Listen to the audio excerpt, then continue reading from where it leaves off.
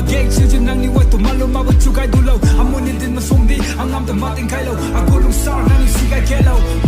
along chun nang bakyak na nalenge bunting ilway mountain top of me jinji inu top kay day kunti ba may nang to agun jiw maning ba may nang to along niw beba ba nay mi ko may nawa ahuliw sa bagay bagay babla along kaya